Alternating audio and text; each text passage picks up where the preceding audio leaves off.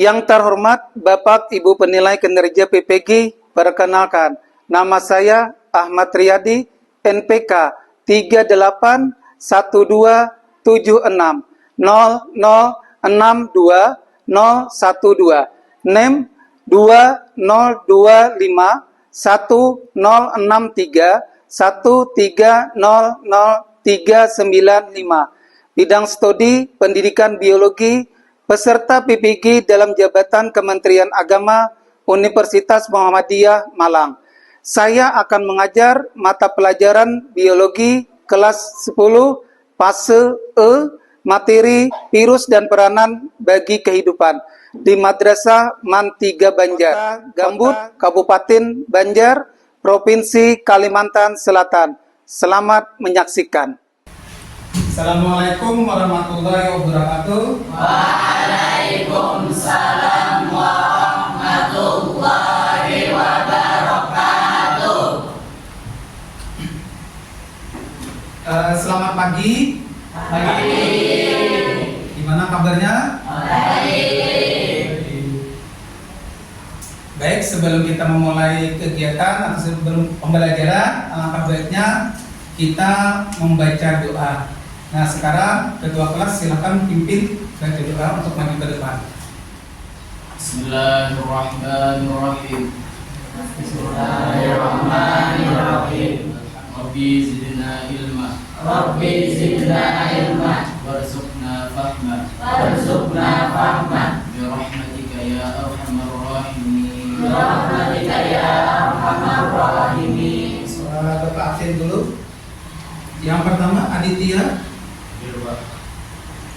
Ahmad Ali Wafa, Ahmad Faujan, Anissa, Afredia Herlina, Afida Zahra, Zanati Nurida, Leni Nuraini. Nah, berarti lengkap semuanya yang hadir untuk hari ini.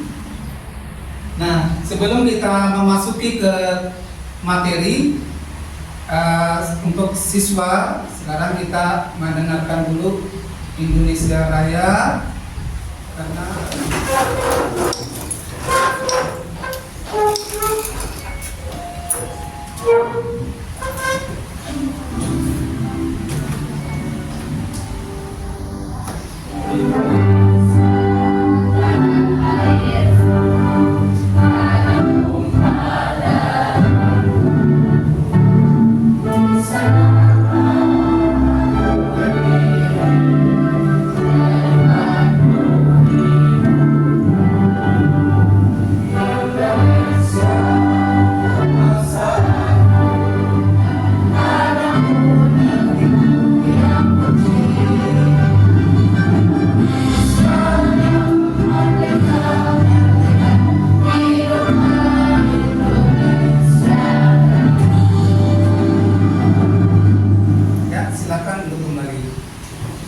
Nah, sekarang kita masuki ke materi pembelajaran kita. Mungkin kita pernah mengalami yang namanya sakit, baik batuk, flu, ataupun demam. Nah, pernah nggak merasakan? Pernah. Kemudian yang kalian rasakan bagaimana?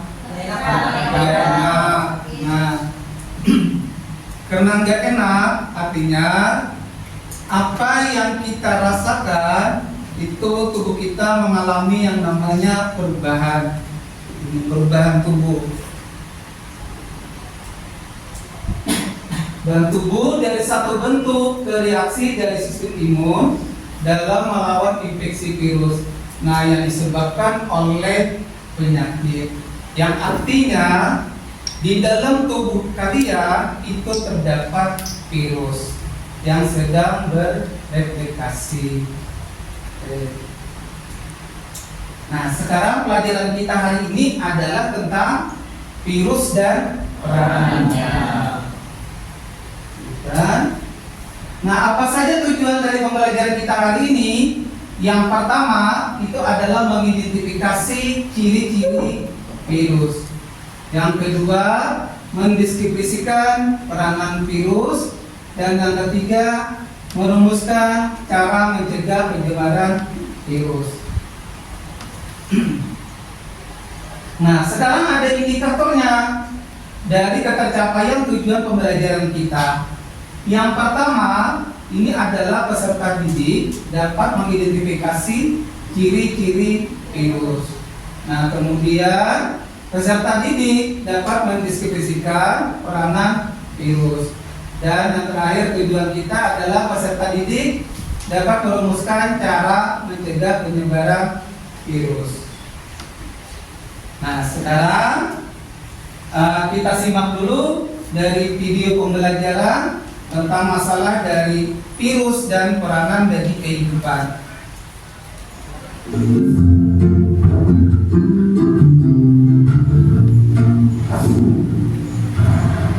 Saat musim hujan tiba, udara menjadi lebih dingin dan seringkali membuat banyak orang merasa kedinginan, bahkan sampai terkena flu.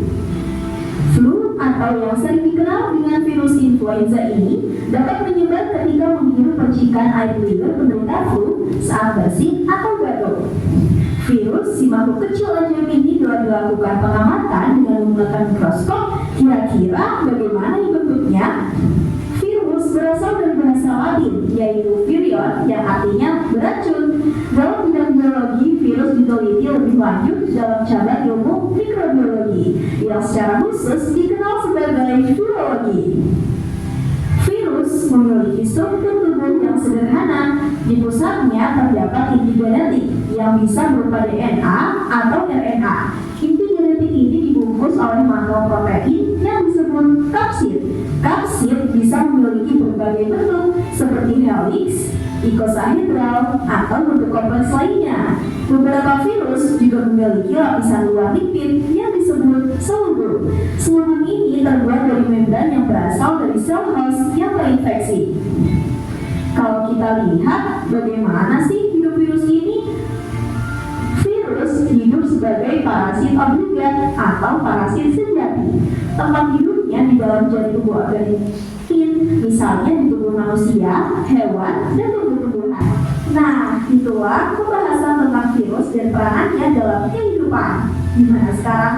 Sudah paham kan? Jadi jangan remehkan virus ini ya. Oke, semoga bermanfaat ya. Sampai jumpa di video selanjutnya.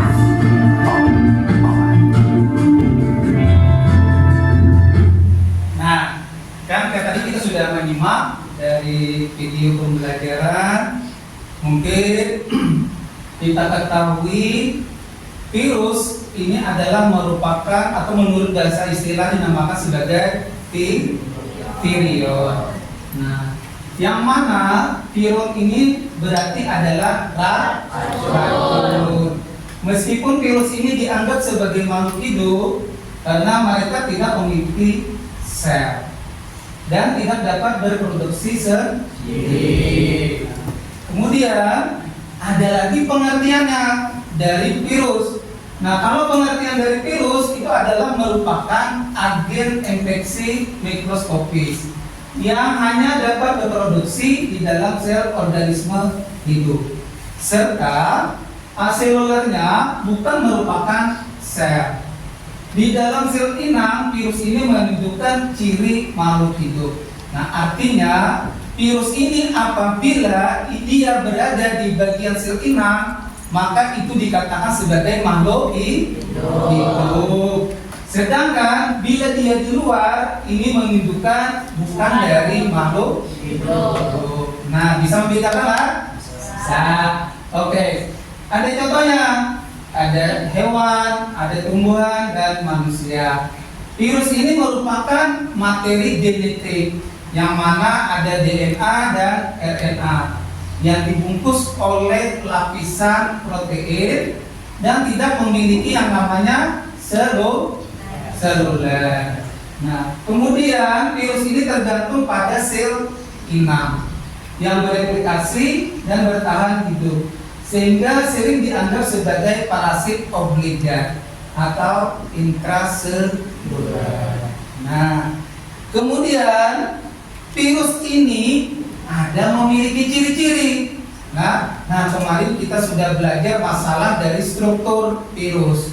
Nah, dari struktur virus kan ada kepalanya, ada lehernya, ada selubungnya, ada serabut ekor, ya kan?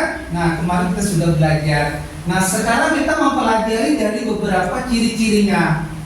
Nah, ciri-ciri dari virus ini ada bersifat asiloler yang tidak mempunyai sel. Nah, kemudian karena virus ini dikatakan sebagai makhluk hidup, artinya dia mempunyai ciri-ciri, memiliki ukuran sekitar 20 sampai 300 ml. Nah, ciri-ciri selanjutnya, virus memiliki salah satu macam asam nukleat. Apa ya nama asam nukleatnya yo? RNA dan DNA.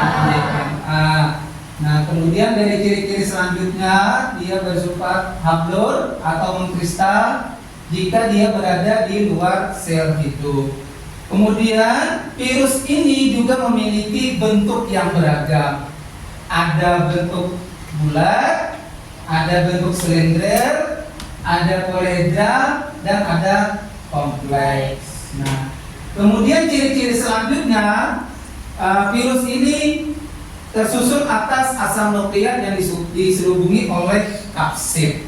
Nah, kapsid itu yang mana? Ini. Nah, ini kapsid.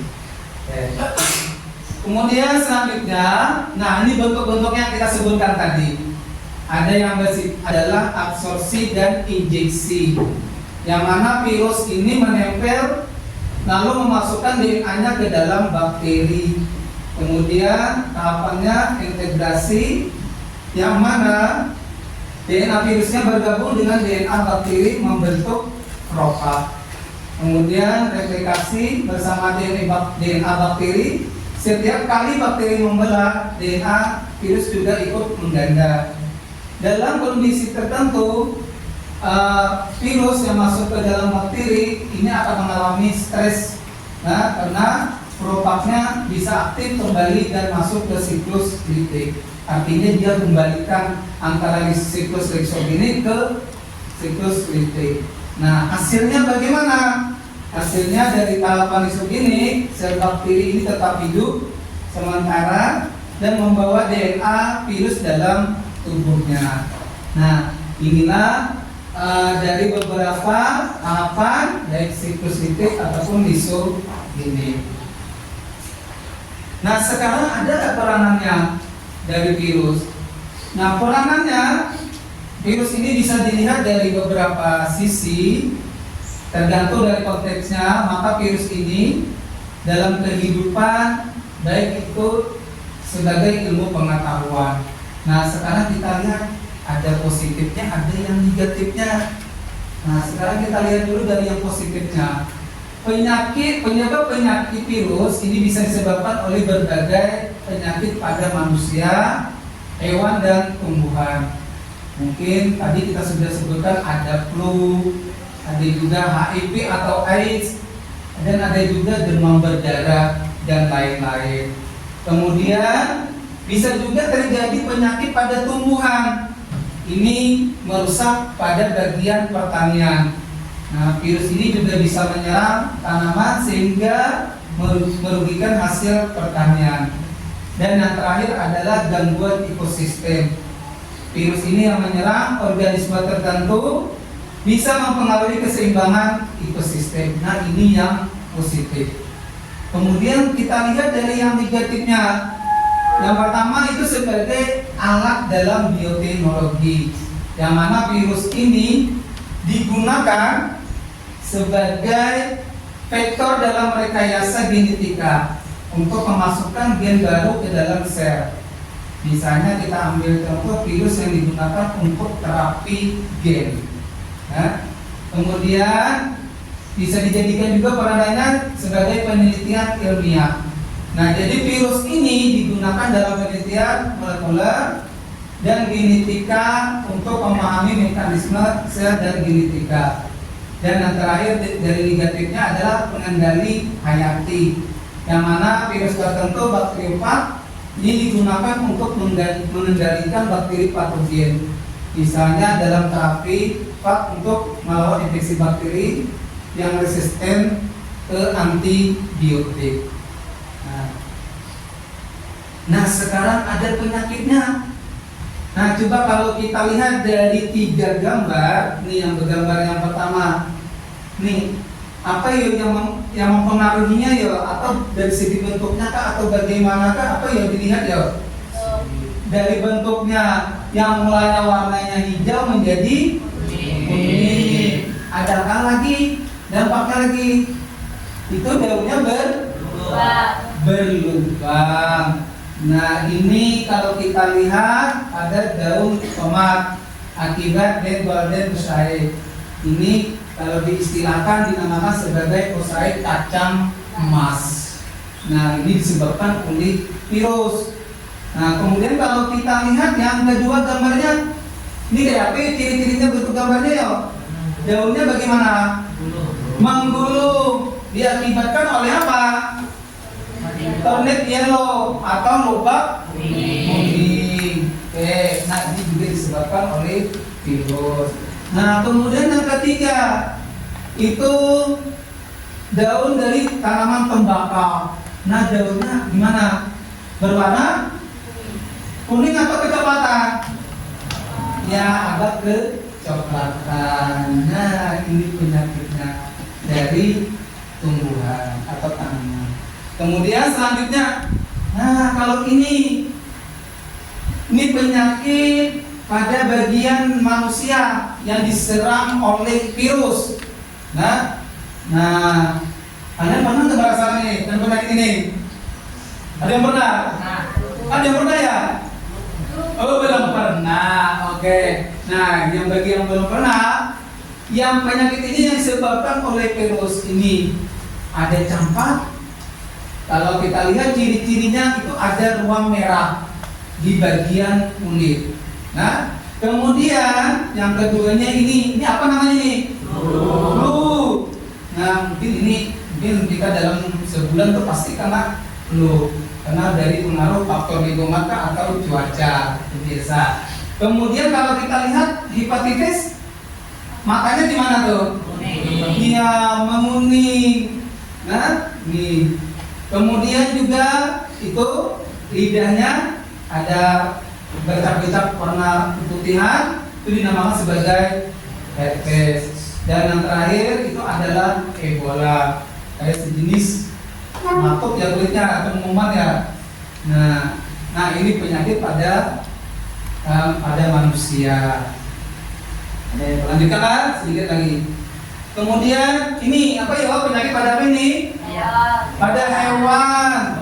Nah, kalau kita lihat ini yang pertama hewan apa? Ayam. Nah, ini virus yang menyerang pada bagian jengger ayam atau dinamakan sebagai cacar unggas.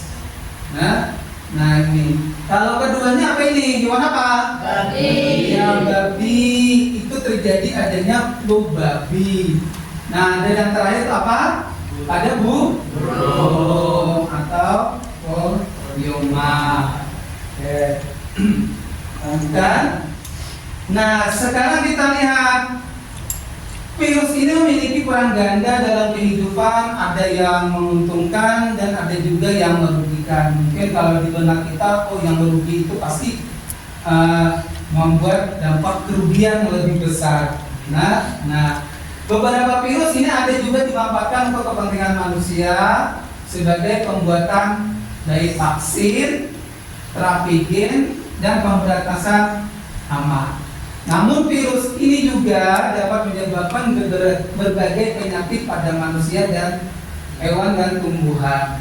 Nah, sekarang karena tadi ada beberapa keuntungan, maka ada beberapa metode dari pembuatan vaksin.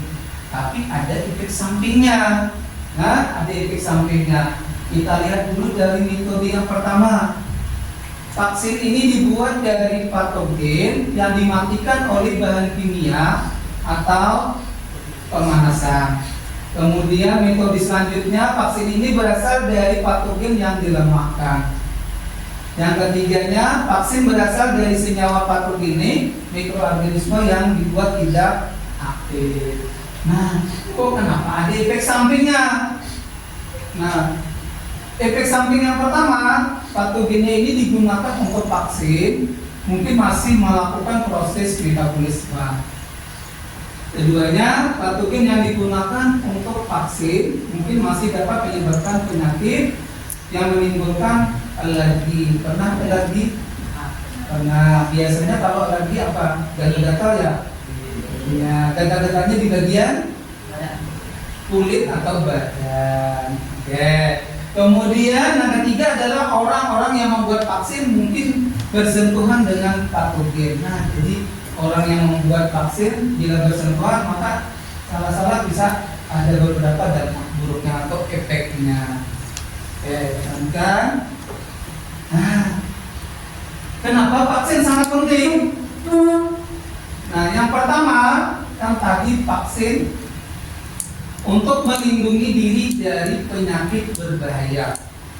Apalagi kayak tadi penyakit pada manusia kan tadi kalau kita lihat lumayan ganas lah.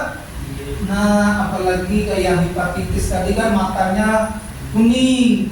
Nah, jadi perlu yang namanya divaksin. Nah, kemudian melindungi orang lain atau kekebalan kelompok atau bahasa istilahnya herd immunity. Kemudian yang ketiganya mengurangi beban biaya kesehatan. Nah, kalian pernah divaksin? Karena biasanya pada bayi atau pada anak-anak itu sudah divaksin. Vaksinnya apa? Bisa dilakukan imunisasi. Nah, atau bisa juga vaksin hepatitis. Nah, tapi kalau sudah dewasa seperti ini, adakah yang melakukan vaksin? Ada lagi. Nah, artinya sistem kekebalan sudah optimal. Oke. Nah, selanjutnya vaksin ini membantu menghentikan atau menghapus penyakit. Dan yang terakhir adalah meningkatkan kualitas hidup. Nah, apabila kondisi tubuh kita tahan dari berbagai penyakit, maka ibaratnya kita akan selalu hidup sehat. Ya. Nah, sampai di sini ada pertanyaan? Tidak ada? Cukup jelas? Nah, kalau memang sudah cukup jelas, karena tadi kan sudah ada beberapa penampilan video, kemudian ada juga penyampaian materi, maka sekarang yang kita lakukan adalah kelompok diskusi. Nah, ini kelompok untuknya. Oh ya. Nah, jadi kita ada 4 kelompok. Nah, oke. Kita di sini tugasnya mengerjakan LKPD. Ya, mengerjakan LKPD. Oke. Bapak bagi LKPD-nya. Silakan membentuk kelompoknya. Silakan membentuk kelompoknya. Yang tadi sudah Bapak sebutkan kelompoknya.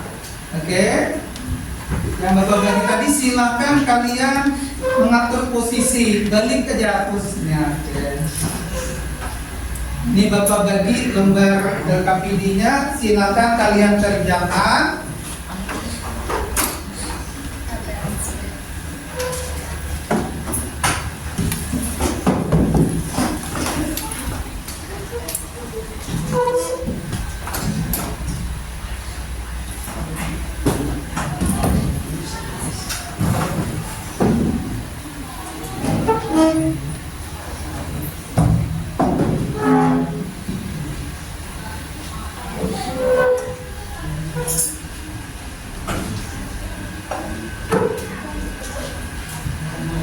Nah, sekarang silakan dibuka LKPD-nya.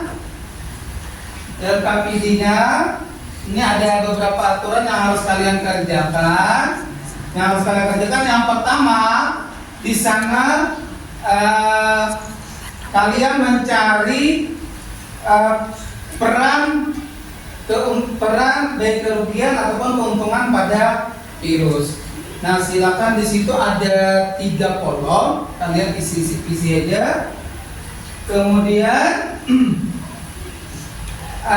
yang keduanya itu nanti kalian analisis. Nah, menganalisisnya nanti silahkan kerjakan di LKPD. Nah, di LKPD. Ada pertanyaan?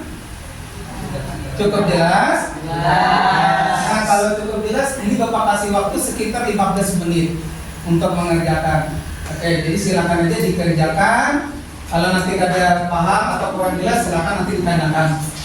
Ya, silakan.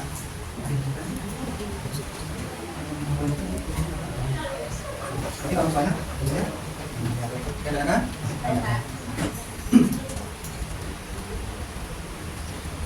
Ada yang tanyakan? Tidak ada, cukup jelas?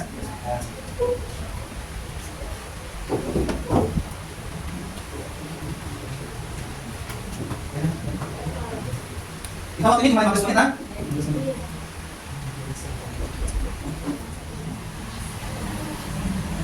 Nah, sudah selesai kan?